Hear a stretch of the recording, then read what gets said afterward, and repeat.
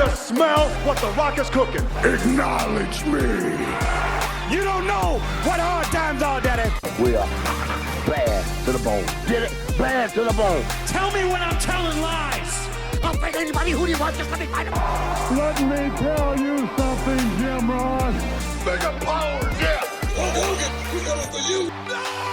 We are the best of the best. Woo! Wheeling dealing. Smart marks. And that's the bottom line, cause Stone Cold said so.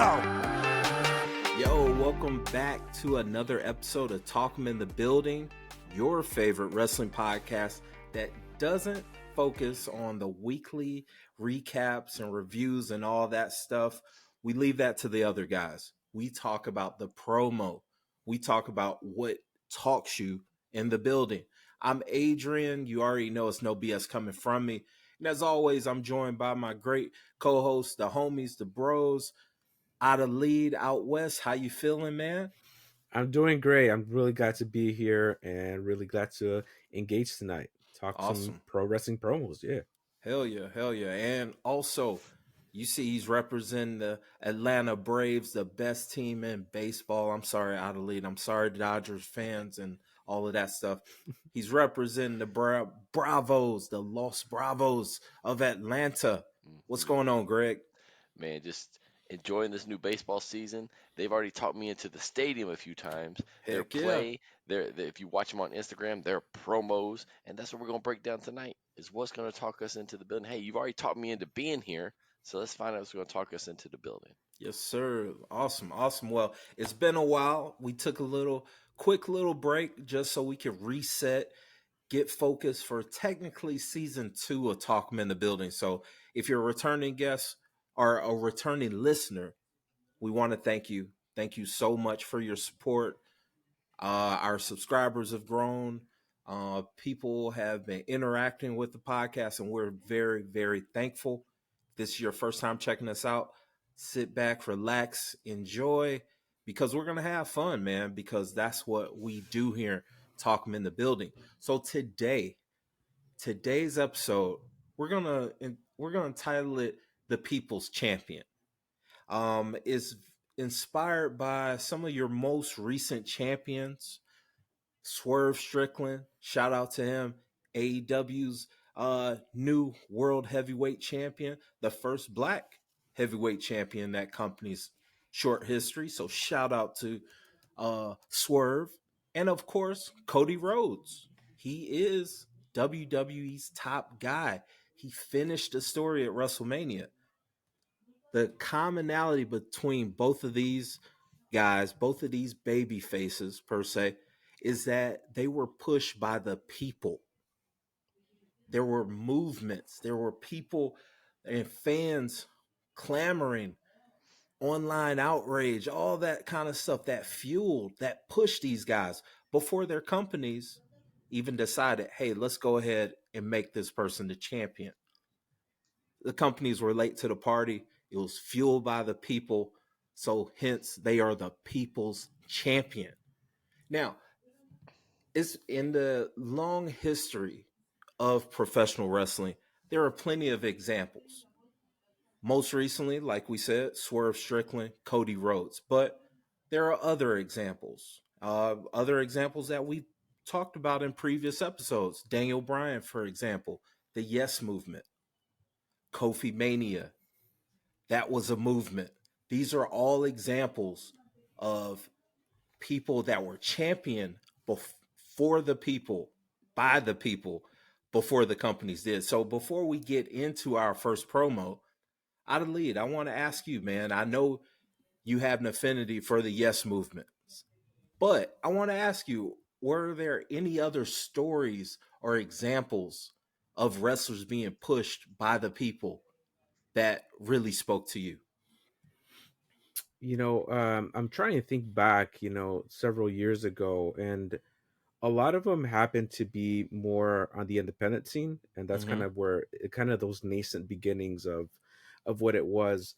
I remember an LA Knight back when he was an Eli Drake, and not necessarily someone that was pushed by the people, but just someone that had that that je ne sais quoi, that kind of swagger, but was not moving beyond just the avenues where he was, the companies that he was. And having seen him locally when he was still doing Eli Drake and that cadence, that cadence has never gone away. Right.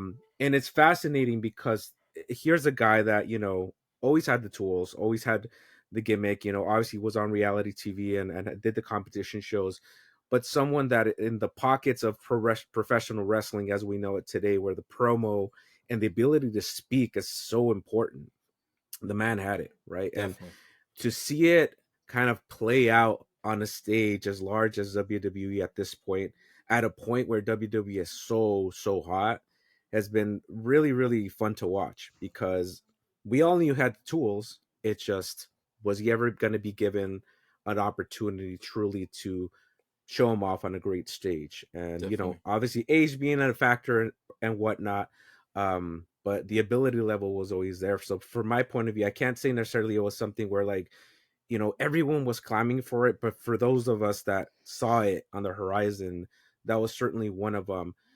By the same vein, also on I'm curious to see where he goes. Karrion Kross always had that kind of feeling for me too. I don't know he's gotten there yet, but certainly I was at local shows where people really took to him, enjoyed his work, enjoyed his character work. He But looks yeah, the but part, definitely man. he looks the part, exactly. Yeah. And that's what always brings me back to Eli Drake, or LA Knight. Now was LA Knight always had that look and always had that ability to convince you that he was gonna beat your butt and he was gonna smile all throughout it, Right. at the Right. top of the promo. And no matter where he's been, that promo piece was always his leadoff point, right? It was Definitely. I couldn't remember his finisher, I couldn't remember how well he wrestled, but I remember he did the point. Right. Right. And Right. we were all chanting it by that point, whether we liked it or not. Definitely. Definitely. Greg, what, in your opinion, man, what does it take for a wrestler to win over the people? Genuinely. It's interesting, right? It's usually it's charisma, but it's also there's a connection. There's a genuine cadence, not necessarily cadence message that's coming out. I mean, there's a few people who came to mind that I've read about and some I didn't experience, but like thinking about Junkyard Dog in Louisiana. Yes. Like here's Bill Watts who has whatever reputation you want to, but he saw something in JYD and said, "That's money. This dude is connecting at a different level with these people." And JYD was never the greatest worker, but he could talk in a way. He wasn't the greatest promo, but he had genuine, and he had those people who could connect to him, whether it's people who looked like him, didn't look like him, felt like they knew where he came from, or whatever it was, because he appealed to everybody. It wasn't just one race; it Right. was everybody. That was, and it's just like, man, thinking back to him. Even go to somebody like, um, and I'd lead you, NWA fan, question mark, dude. I He mean, you got think about, over, man. yeah, Yeah. and And he was supposed to be organically. he was supposed to be a one night thing, and to this day they still got the flag up. So it's like it's crazy to think how he connected. He didn't even connect with even talking, but there's mannerisms and there's more to a promo than just speaking. There's more to a promo than that, right? It's body language, it's That's a carrying good yourself, point. it's how do you react to the other person, and and selling. And selling, I don't mean in the ring, selling that conversation. And sometimes even go back to George the Animal Steel. All he is all he said, but he connected with people when he turned babyface. Why? Because they could see that he loved Elizabeth, and he had this little thing he would do within the promos where people connected, and it became more organic. I mean, you have guys like that. It's just wild to think about how many people had no business getting over to the level they did. Definitely. Definitely. And I mean, even another one that came to mind, who the company dropped the ball on, but he actually, and I would love. I know one day we're gonna go in depth on this one, but think about Zack Ryder. Mm, Mm. mm, mm, I mean, mm. he did promos on his own in a way that not necessarily the promo itself connected, but the message behind the hard work of a guy who's doing his best to get over. Like he tried to climb over the fence. I'm trying to get over. Little stuff like that connected with people to the point that when The Rock came back and faced Awesome Truth, the chant, if you ever go back and hear it after the matches were over, was "We want Ryder." Mm. I'm like, here's The Rock just came back and they're chanting "We want Ryder," and it's like that organic piece where people start to appreciate not to take from what Cody's been doing, but they appreciate the story. They Definitely. appreciate their story. How do they? What is their story? Where do they come from? What are they doing? How do we build them up? You mentioned Kofi Mania. That just came out of nowhere, if you think Mm-hmm. about it. Mm-hmm. And people latched on because they're like, this dude's an underdog and he deserves Yeah. more. And we need, for whatever reason, we have now latched on to him and we're going to ride his coattails. And they don't want to do it, so we're going to push him as much as we can. And Definitely. was wild to see the power of the people. Yeah, for sure. Yeah. For sure. Man, do you I was gonna ask out of lead, man, do you have any other examples or anybody that stands out that we want to get into before we get to Mr. Swerve? I mean, I'm not gonna jump the gun here, but Okay. just thinking about just people like Greg was talking about, people who got the ball dropped on them, Mm, and they had all the momentum. Some of it, you know, self self generated, really, and Ryder is certainly one of them. Um, to a lesser extent, I don't, not. I think Wyatt definitely always had that thing, but it was always like I always end up being left wanting more because almost he was almost like on this cusp of not just being a superstar but being just a level above. And now we hear mm, about how Taker was very willing to make him essentially the protege, right? After the mm. fact. And now we're hearing all these backstories. And I would have loved to see that kind of manifest and really them really go full board, so to speak, with making him essentially, WWE's new dead man, really. Right, right. You could tell that it always seemed like they would go 1 foot in and then 1 foot out with Bray Wyatt when it came to his gimmicks or whatnot. And And is people he was always enjoyed it. Like we always enjoyed it. right. And he was a master of reinvention, right? I mean, we talk Mm, about a Jericho. I mean, here's this guy that was working with Tom Savini, was working with like all these, very, very creative types that were creating the mask and the sets and all these versions of his personas. He probably had more personas than Foley at that point, and they were very, very specific, like very, very well kind of written down and thought out and manufactured in a way, but in a very artistic way. And I think that's really cool. The audience really saw that, how much he was giving of himself. mm. And I think just we just never saw like the full breadth of it, sadly. Agreed. Agreed. All right, let's get into this first promo. This is going to be a quick one from AEW's current World Heavyweight Champion, Swerve Strickland. Most of us know the story or what led up to him becoming champ. Most recently against Samoa Joe, but this promo is a little bit before that. It's en route. It was right after Swerve and Hangman had their Texas death match.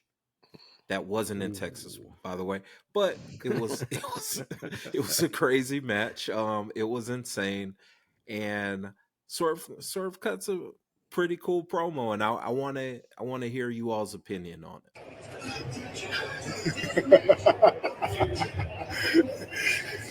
You can't take me to hell. You're already there. You can't take me somewhere that I've already been.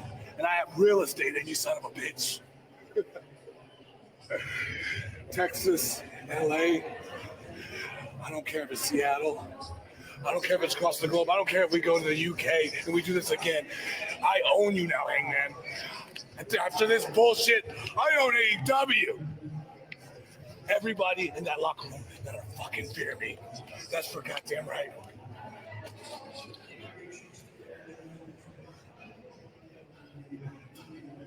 Like I said, I'm just getting started in this. Whose house? This is Swerve's house. No. This is Swerve's dungeon. And I'm hanging everybody like the executioner that I am. Believe that. Hangman, we better be done. Because the next time you step in the ring with me, you're dead.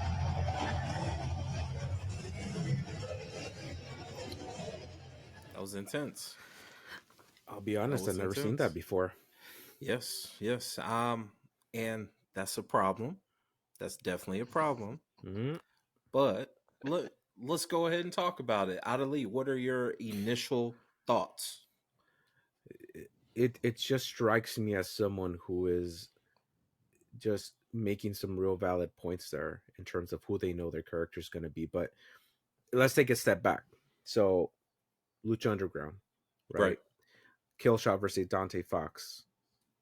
I saw the second night after they came through the crowd. We're literally in line, and they're both just bleeding through their bandages. This is the next day. Mm-hmm.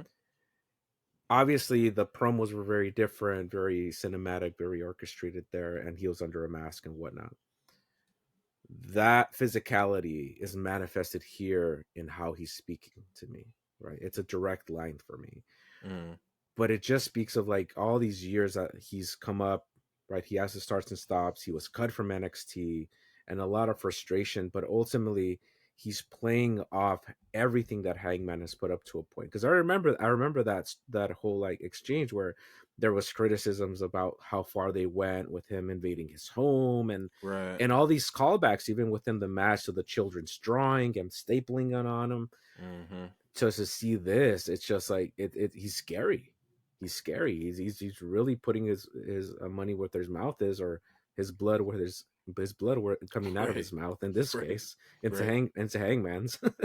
And he just strikes me as this really intense. Like I don't want to cross this man in a dark alley, because I legitimately believe he will take out Hangman permanently. Right. And that believability, I kind of swayed by knowing who he is too, because he's such an intelligent guy. If you ever go and listen to his podcast, yes, and he has his cohorts there, and he's very relaxed but so intelligent, so knowledgeable about what the business, what wrestling is, what the promo is, and what it takes, and him acknowledging that at times like he didn't have it right. And I've been pushing for this, and this because in some of our social media groups, I think I posted something 2 years ago, put the strap on him already. Yeah. And yeah, exactly. There's a lot of competition, and maybe the timing was right. It's that whole thing where I always go back to this this example with Tony Gwynn. And Tony Gwynn hit his 3,000 hit the day after all the Maguire Sosa stuff happened, right? And he said, I liked it that way because I had my time, I had my moment, I had my day. And I can think this is what Swerve, with everything happening and the Meg and all that nonsense that happened earlier, for him to be on a clean slate and just have the company on a clean slate. Hey, here's a new year, we're early, and now you're the champ. Now you got to carry it forward. And they've said it, right? This intense character, I want it to stay, because there's only been 8 champions in AEW in its history. That's not a lot. So it's I'm really rooting for him at this point. Definitely. And I like what you said about the intensity behind that promo. Like, if I'm a first time viewer seeing that, of course I'm going to be freaked out because this dude is bleeding all over the place. But that's a whole nother story about blood, the use of blood and all of that or whatnot. But there's a level of intensity and focus and determination to the point where he's willing to go to depths that shouldn't be even touched, to not only be done with Hangman Adam Page, but to take over this company, this promotion. And that's enduring. That I can understand someone saying, you know what, that's kind of dope. I want to see that guy again, or I want to learn more about that guy. Let me look him up that sort of thing. And like you said at the very beginning, it's kind of disappointing that that was our first time seeing that. Hmm. Like, that's the kind of promo segment that I want to see on a show. Like the following week after this Yeah. big match, hey, this exclusive backstage content of this post match, this brutal match between wrestler A and wrestler B. That's what gets people behind a guy like that. So I'm at least glad that someone decided to put that online, Hmm. because those are the kind of promo segments, those are the kind of moments that wins over the people, in my opinion.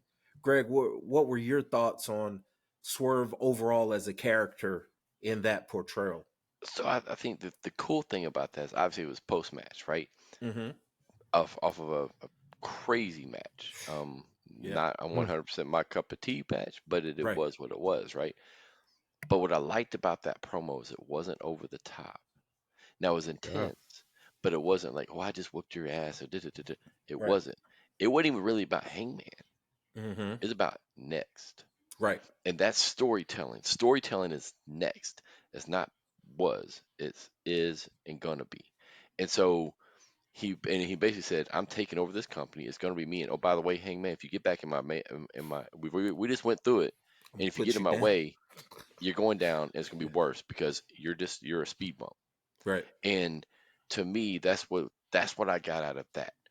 I tried to remove myself from knowing what just happened, and Mm. as I was watching it, and like, okay, interesting. This right here is kind of like, okay, well, what he's talking about this company, he's gonna take over AEW. It's gonna be his company. Interesting. And but I love the delivery. He is almost like he was holding back. It wasn't Mm. the yelling and the kind of crap, the stereotypical wrestling promo. Right. And that's what I was like, honestly, when you first pulled it up, I'm like, I've never seen this, but I'm sure it's just gonna be one of those post match where I'm just Right. talking Right. about how I just whooped you, and he really didn't. Mm-mm. And almost didn't. He didn't put Hangman over really at all, to be honest. Yeah. He No. just said, "Hey, this is what I got." It was almost like this is my journey, and I've already started the journey. Now come along with me on the rest of it, because Definitely. even the way he got up and walked off, and whoever shot that stayed with that shot, and you can see it wasn't like over the top produced, but it was just Mm-hmm. like it's like Swerve knew well enough to know this is where I ended. I'm gonna get up. I'm gonna walk off, and that walk off was almost made you want to go with him Right. to see what you're doing. And I think that was the connection. That part was the connection and the genuineness that came across. Mm-hmm. Mm-hmm. Yeah. No, that's the reason why I selected that one. It really stood out to me. It wasn't over the top. It wasn't, like you said, a wrestling promo. It Hmm. seems super genuine, and it's super enduring. And hopefully we see a lot more of that during his championship reign, The however it goes. the one thing I felt from it though Mm-hmm. is here's a talent who's getting a chance. And he knows he's getting a chance because you could see Hmm. that in his face, almost like, Mm-hmm. I got this now. It was like until that match, I don't think he felt like he had it. Mm. After that match, I think he knew immediately, oh, this really can be my company. What we just did was magic, Mm-hmm. and I know that it's magic. And now, wait till you see what I can do next, because it's almost like you had that feeling. Because like he almost held back a little bit, but he had that smirk in his face and that Mm-hmm. little proverbial look in his eye. But like truly did, like he had Mm-hmm. that confidence that he'd always had confidence, Definitely. but it showed through a little different in that. Mm. And it's almost like by him elevating his character in that way, right? Mm, And that confidence, like you said, because you can hear the crowd still going, the show's going. That's the forum. You can see the sign, and Right. and it's fresh. You see he's probably tasting his own blood at He's that still point. bleeding. Yeah, hmm He's like that's the he's in the reports. moment, Yeah. and parallel that with Hangman, because Hangman's been out. We hmm haven't seen Hangman in a long time, and just to see how that's gonna kind of regenerate and how that's gonna come to be, to see that feud with that much history Mm-hmm. at this point, early in a very young company at this point. Definitely. And that's a good point. Heyman hadn't been out, has been out, hadn't been around. That promo could come back, and Easily. that first main challenger become Hangman. Yep. Full Exactly. circle. Exactly. But yeah, man, I'm excited to see what the next chapter goes along with Swerve's championship reign. Hmm. Salute to him. Salute to AEW for pulling Mhm. the trigger. Um, I kind of wanted it to be at a bigger show personally, but hey, man, go for it. I'm with it 100%. Salute to him. And can we also throw out some flowers to him for betting on himself? Definitely. Because Yeah. we all know the talent he has, but we also know that, they tried to get him to come back. And, Yeah. with Hit Row, would it have worked? Would it have not worked? I don't know. But at the end of the day, he said, "Nah, I'm good."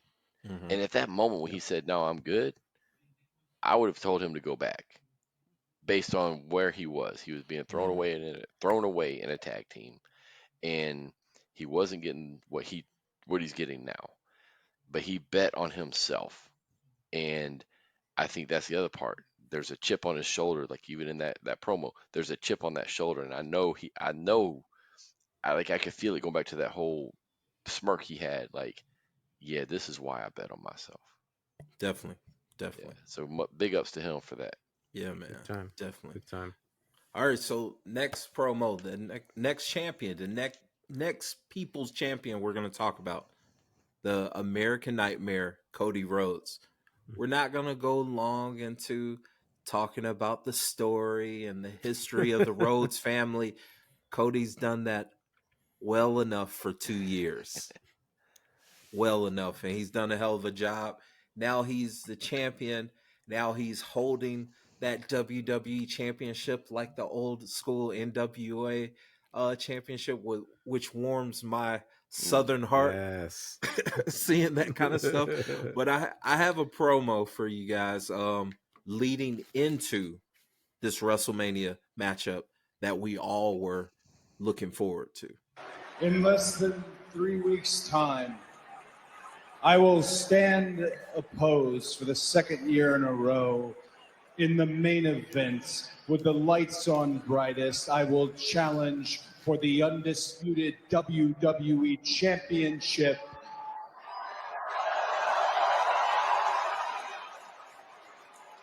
against the greatest champion in all of sports, the tribal chief, Roman Reigns.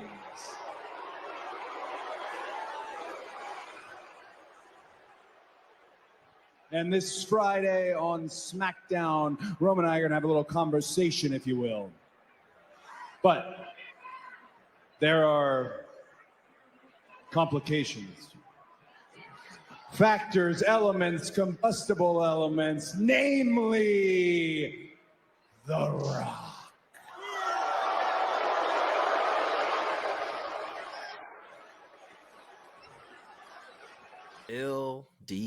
LDS.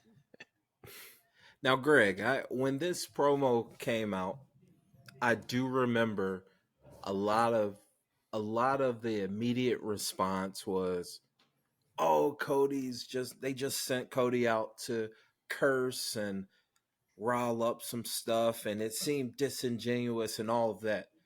But now, looking back, I kind of like it more than what Mm. that immediate response was. And what what do you think? Do you agree with me? Do you disagree? Like, what are your thoughts about that? So I never really understood the immediate response, but I think if you look at this promo and really dissect it, dude, it's half heel.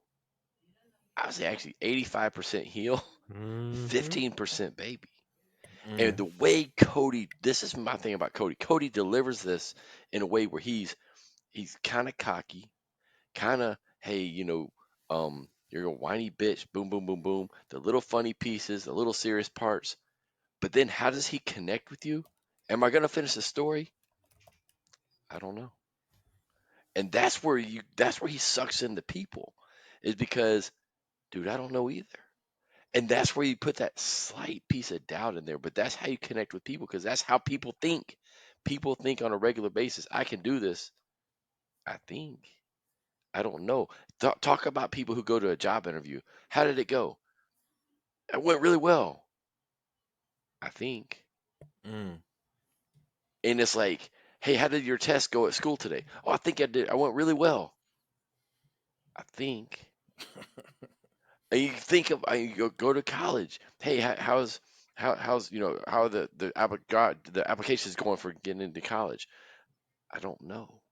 And that's how Cody connects, right? And I think now looking back at the content of this, Mm-hmm. it was so many pieces that were true because Rock peeled back the curtain a little bit to his credit, but then he said, "Okay, we're going to peel back that curtain. I'm going to peel it back too." Mm. Mm-hmm. And whether he had permission, didn't have permission, I don't know. But I think Rock is professional enough to allow anything to go. He doesn't mind going through the whole crap he did with Cena. Mm-hmm. I'm sure he can deal with this one. And it's like, hey, he was a whiny bitch behind the scenes, from what we hear, um, of certain pieces, right? But it's like little pieces of how he even brought in the $7, the $7 crew. Another promo he mentioned Gerards, and this one he mentioned another name that I don't even know who it was. And it's like, Yeah. but I think he's part of that $7 crew as well. And it's like he's throwing these little jabs in there that make it so real. Mm-hmm. And that's the art of this. But the other thing, it's so, like I said, it's 85% heel, 15% baby, but it's also a traditional Dusty Rhodes promo. Very Mm-hmm. much so. Because if you go back to the very beginning, the whole first part of it was mention my opponent, mention the city, mention where it's at, Yep. mention the date, mention kind of tell the backstory. Mm-hmm. He even said something about if you will. Yeah. Yeah. And Yeah. so, but he doesn't say it that way. So if you watch this whole promo in its entirety, there's so much going on. And I think that's what makes Cody so good Mm-hmm. because in this day and age over the past 30 years, 20 years or whatever, so many people have gravitated towards the bad guy. Mm. And why? Because most of the good guys, i.e. Cena, were all whitewashed. Good, good, yeah, yeah, yeah. Cody's not that, but he is that. And Mm. that's what's so Yeah. crazy about it. Here he is standing there in a black suit. I mean, if you look at Cody as a whole, dude is a straight up heel. He shows up in a suit that none of us can afford. Right. He shows up with a wife who most of us ain't gonna get. Right. I mean, he's got everything in the world. He's got this bus. Nobody showed their buses before. Now we show his freaking bus, and all these different things that so far ahead and above most that put him in a heel category. But his promos are very lean towards a heel. But yet he engages with the audience. How? Because he's still relatable, but audience members, we want to be that heel. We want to be an Austin. Yeah. We want to be a Randy Orton at certain times. We want to be a Triple H. We want it to be a Batista, a Ric Flair. Mm. That's what we want. But what they didn't do when they were that heel is suck you in and relate to you. Mm. Cody does. And that's what that promo did. And I think that's what made a lot of people uncomfortable because it was different than.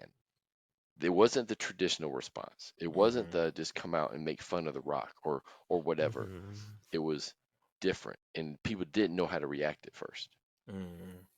Ali, do you remember Man, when that first I came out, or? I remember it well, and Greg made some great points there. I'm like kind of like lock and step with you. Mm-hmm. If you're talking about context, I just remember thinking at week because he mentions it. We're 3 weeks out from Mania, and yeah, we're 3 weeks out from Mania, but we're 3 weeks out from Mania. There's a lull, Right. right?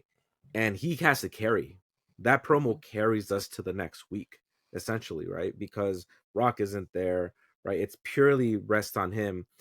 And whether you've been following the story or not, if you listen to this promo, he fills in a lot of the gaps that maybe Mm-hmm. as a casual watcher you're not aware of. You're not aware of that Rock is on the board. Rock is Right. now a mainstay of WWE and is wielding all this power behind the scenes. And whether you know it or not, he lays it out and at least implies it, right? Here's this prima donna who's come back, try to take the main event, and the people, right? We're talking about the people's champ, did not let that happen, Definitely. and willed it back to me. And here you are with your posse and your production and whatnot. And what struck me the most, kind of going back to what Greg said, is if you take away the fact that it's The Rock, Cody's just as smarmy as Rock has been the whole time. He's just as much of a dick ultimately, because he's coming out with the swagger. He comes in out, and now even I love the NWA, the way he holds the belt too. But everybody that he points out as a heel, he's taking elements from, right? Mm-hmm. And in every manner possible. But what I did like is, even when you think he's gonna go really low, his bottom isn't really that bad, because he could have gone after his mom, Mm-hmm. but she's beloved in the industry, Mm. and he plays off that. He's just like, Mhm. nope, your mother's a wonderful woman, and we know how much essentially he says, like, how much she means to the business, really, Mhm. and I'm not gonna go there, right? And You may have gone there, but I'm not gonna go there. and I did like how he teased that we were Mm-hmm. waiting. We were like, "Oh, Right. what is he about Oh, to? here we go. Oh, she's a nice lady," and we're like, Right. "Okay, cool, cool, cool, Mm-hmm. And cool." then that Like that that's reels cool us there. back, right? That Mhm. character kind of gets reeled back, but nothing Cody does is without intention. And sometimes, by his own admission, he goes a little bit kind of by the wayside, down to what Greg, wearing the black suit, and it was a very heelish promo almost by design, right, from beginning to end. But that kind of metamorphosis, or that evolution is a better word, of Cody, we saw it in AEW, we saw it in Mhm. NWA, we Mhm. saw it in New Japan when he was with Bullet Club. It Definitely. wasn't well formed, it wasn't quite there was some goofy elements to it, Mhm. but you can see where, like, pieces of it were building towards, and now he's a fully fleshed guy who was put on the spotlight again in a moment where it is the doldrums of Mania, where we're still trying to build the story without everybody else being there. And he did it. He did a Right. great job. And in retrospect, I still didn't like the kind of hokey, like, kind of like language and what. Not that I care if he cusses or not, but it just felt like if he took that away, it would have worked the same way. It would have been just as effective for me. And I don't know. It's the way I see it, but Yeah. it's a good transitionary promo almost to get us where we needed to be. Yeah. I think it was well timed, in the sense that we just think the week prior, that Monday night, he had a sit down with Michael Cole, and he was in tears. He was crying. Mm-hmm. So that's the baby face, that sort of thing. Mm-hmm. But The Rock, that SmackDown, days later on SmackDown, has his Rock concert, and he's making fun of the fact that this guy's crying. Mm-hmm. And he's calling him out of his name, and he's disrespecting him. So that kind of made sense for that Monday for Cody to say, okay, you're going gloves off, I'm going gloves off. Like that Mm-hmm. sort of balance thing. Because if he would have came back that following Monday, and cut the rah babyface, Mm-hmm. white meat babyface thing, all of us would have been like, dude, you're corny for, Mm-hmm. Yeah. this guy's disrespected you Mm-hmm. after you just finished crying about your mother, bringing up your mom. Just bringing up your mom is on Right. site for me, but it's that sort of thing. So I do kind of like that he went that route for sure. And in retrospect, kind of going to your point, how we kind of see this promo now, I Mm-hmm. think back to that Rock concert, and I think that one's corny, because Yes. he went back to something tried and true with pre-written jokes that we all, of course, if it was, he was playing the nostalgic notes essentially, except Mm-hmm. now he had a band. Mm-hmm. Mm-hmm. So one other thing that I believe you touched on this, and Adrian, you kind of mentioned this 3 weeks out. The other thing about this promo, you think about the people who complained about it. It's the Mm-hmm. IWC, right? It is what it is. Right. Not saying that's Mhm. good, bad, or indifferent. It just is what it is. Right. Understand that's Mania season. The Rock is bringing in lapsed viewers, new viewers, Mm-hmm. people who haven't watched, It's a whether they great have point. ever watched, not watched. UFC people now probably watching because of TKO, all this type of stuff. That's the time when they're starting to come in. to say, hey, what's this about? Cody just told you everything you need to know. He just Yep. recapped everything. There's a point, there's a reason they do this type of promo. Because when they made this main event, if you think about it, it got thrown off.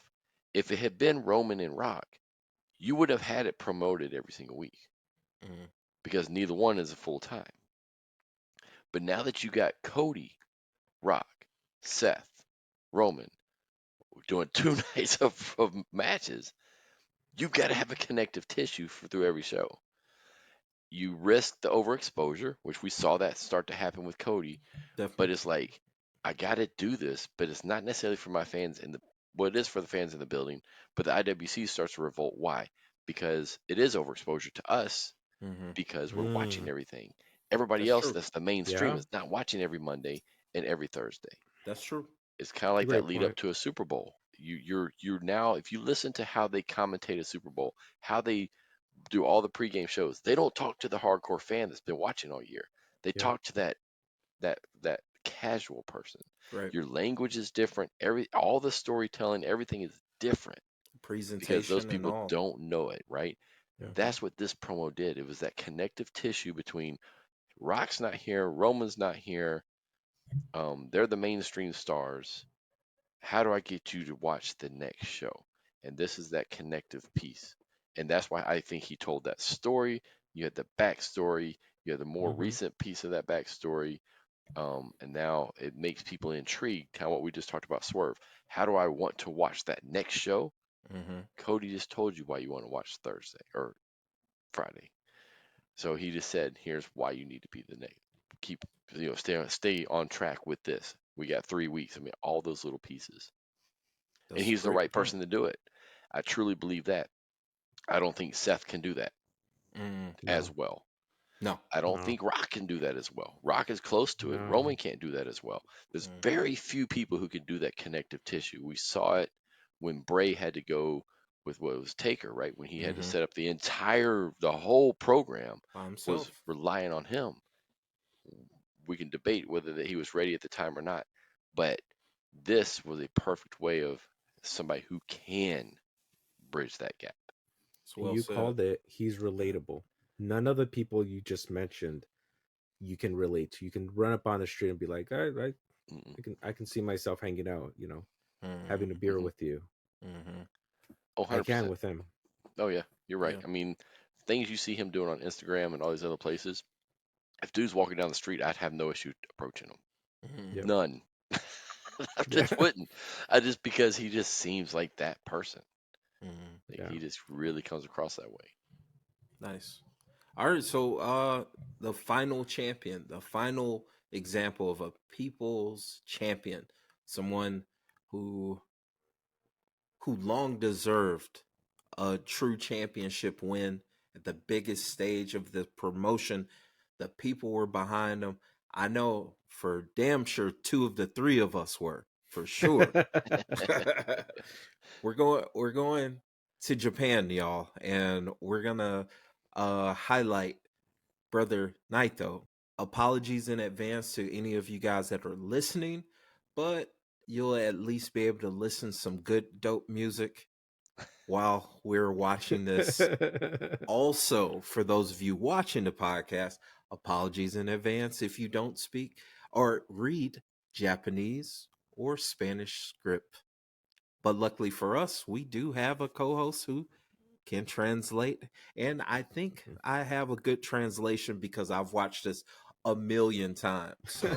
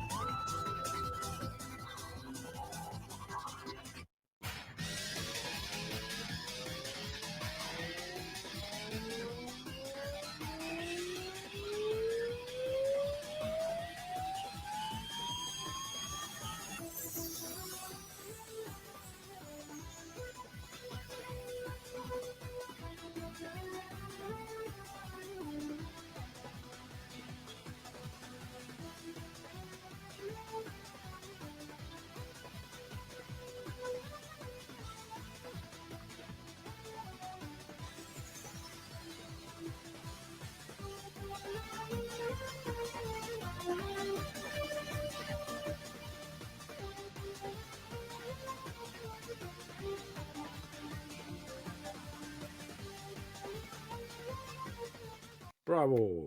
Yes. Yes. So cinematic. Now, before we get pieced together my translation with Adeli's translation, I want to ask you, Greg, because I don't know how much Spanish you read or Japanese for that matter, but I want to know your initial thoughts from that package, that promo package. So I've never seen that, and I Okay. enjoy New Japan, but I don't keep up with it, right? Um, so my impression of that, one, I didn't have to read it to understand what he was doing. Right. Mm. I did not have to, because obviously I know who Naito is and I know who Mm-hmm. Okada is and all that. But um, and basically the first, I'm sorry, let's go with the first impression. The music took me like to 1986. I love it. It was I Yeah. like love it. straight up It's a banger. Memphis, um, old school. I mean, like I can picture superstars of wrestling with Joe Pedicino here in Atlanta, and that was the type of music that Nice. would play. Mm, So I already got back into that. But the way they had the four pillars and kind of had the little screens come up at first, and then when the one screen came up by itself, and he went and watched it, and it's like he's going through his career. He's paying attention to Yep. this is my journey.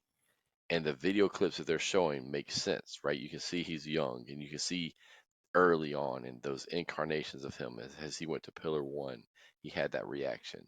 Then he walks over to Pillar Two. It's kind of cool to see this, even down to the loss, right? He has the loss Yeah. in there with Okada. Yeah. And mm-hmm. so I was like, oh, I get it.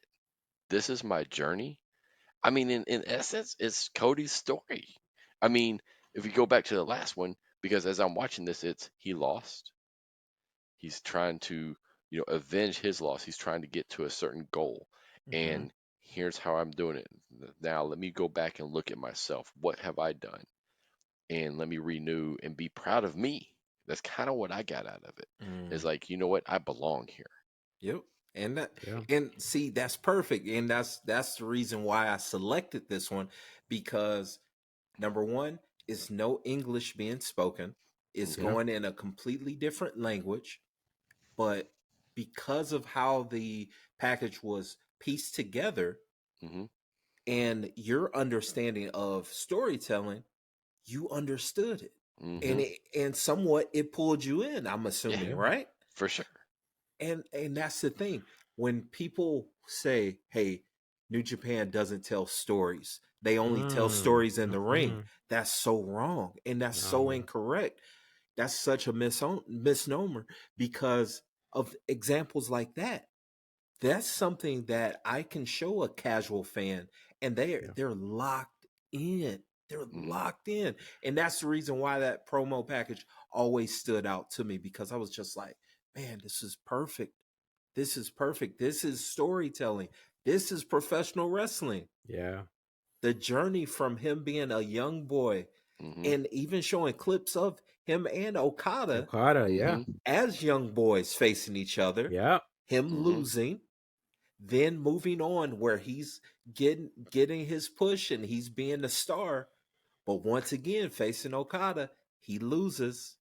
So Hmm. now what does he have to do? He has to reject all of what he's learned before he joins this hill faction that ultimately wins all of us over because we all love Los Ingobernables, Yeah. and through that fuels him through an amazing G1 tournament that I, for instance, watched live every single morning. My girlfriend at the Mm-hmm. time hated my guts because I'll be up 4 a.m. in the morning screaming, Mm. watching New Japan World, but I had to because that was my guy. I was like, I have to watch Yeah. it. I have to watch this live. I can't watch this after people have watched it. I have to be Yeah. there. I have to be there. I have Yeah. to be in the building to Hmm. watch him beat Kenny Omega in the final so that he could win his chance to beat Okada, to beat Yep. the guy that's been his nemesis essentially. But Yep. not to steal too much shine of that out of lead, man. What are your thoughts? And then let's talk about the translation.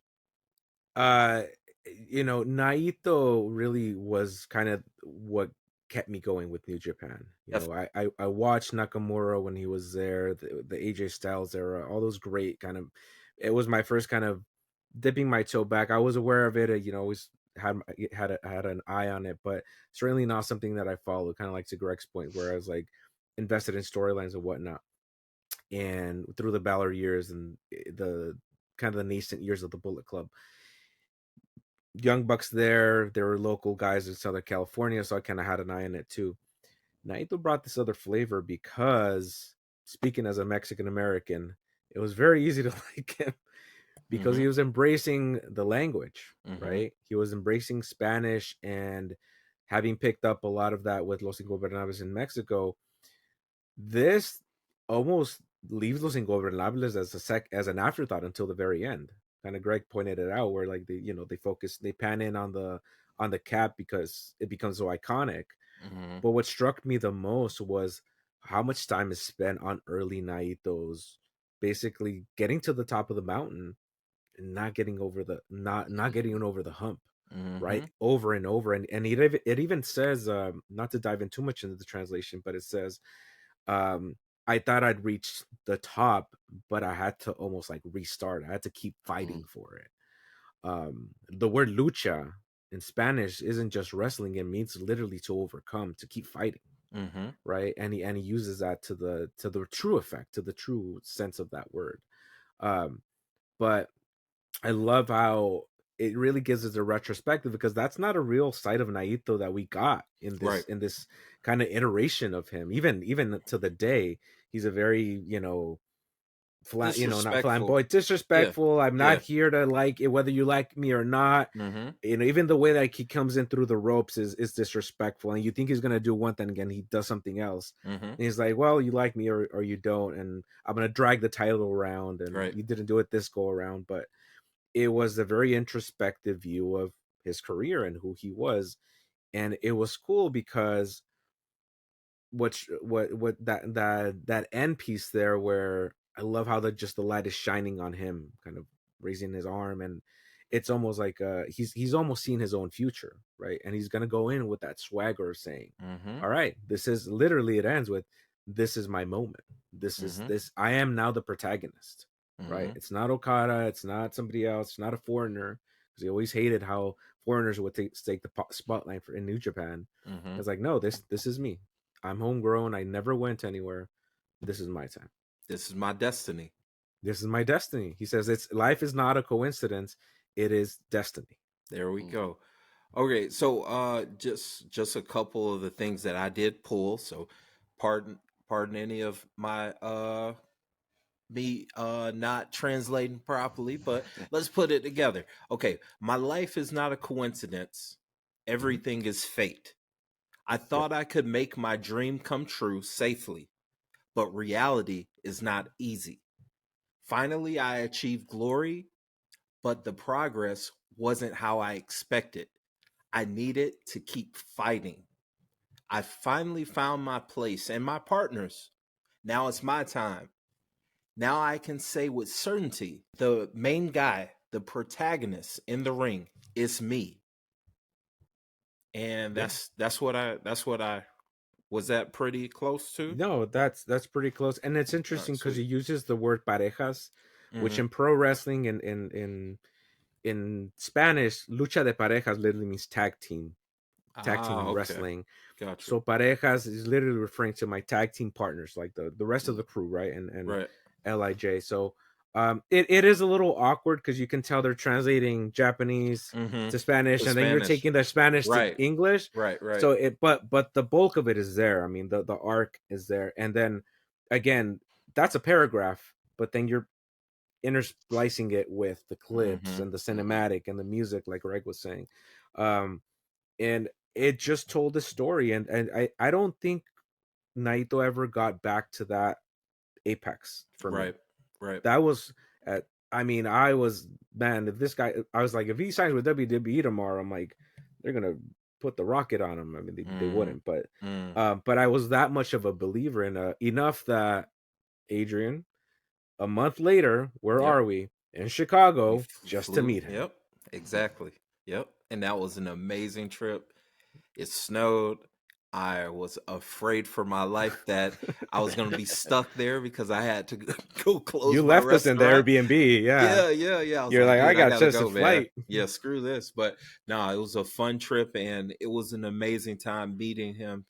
He was very gracious. He was an Incredibly awesome guy. kind. Yeah, and a world class superstar, man. So Mm-hmm. salute to Mm-hmm. him.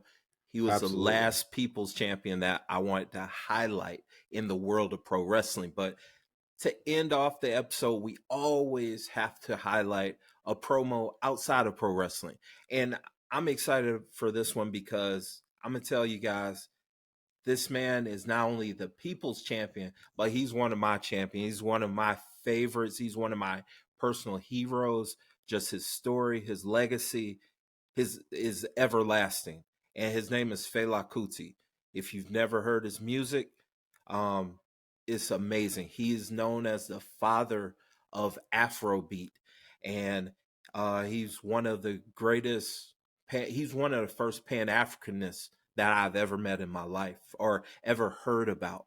And I just feel like I've met him because just the things that he did, his life, his legacy, it just speaks to me. It speaks to my pride as being a man, being a man of my household, being a black man. It's just one of those things. And his story is a very unique one. And I'll quickly tell you guys about him. But very talented artist who used his platform responsibly to speak out against the corrupt nature of his government, um, to the point where he would try to uplift his people, being prideful Africans, because during that time there was a lot of uh, colonization of the country or whatnot, and he always spoke up against the corrupt nature of the military that pretty much ran his country and bullied people and took liberties, whatever it was. And he used his music to pretty much inspire people to rebel against the government and fight against the government and be proud Africans, to the point where the government even stormed his house, his home, burned it down, arrested him, and attacked his own mother, who later succumbed to injuries from that event. So this guy was deep into the paint. But I have a short clip from a quick little doc on him. He's an amazing artist. I would highly, if you've ever been in my car, you've probably heard him. If you come to my house, Greg, when you come to my house warming, you're gonna probably hear Fela Kuti because he's one of my favorites. But here's a quick clip of the great Fela Kuti. Rest in peace.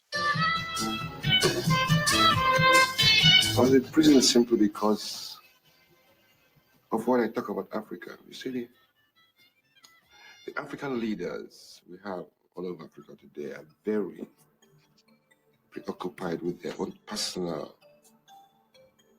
development, personal richness. You know, they are committing crimes against the African people, putting us into bondage. They're making us slaves. They follow white man's footsteps too much. They don't want to improve Africa as Africa should be improved. They are not authentic, and they are corrupt.